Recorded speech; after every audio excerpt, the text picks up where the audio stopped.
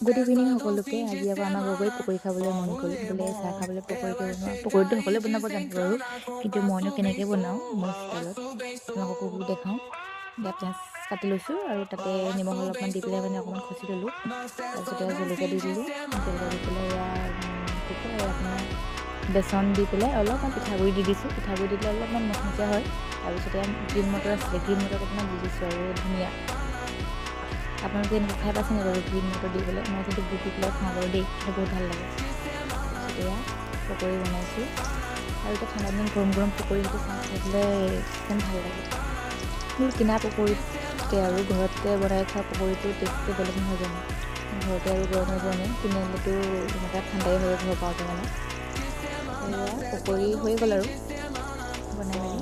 তাৰপিছত আৰু চাহ উতলিলে, চাহ হৈয়ে গ'ল।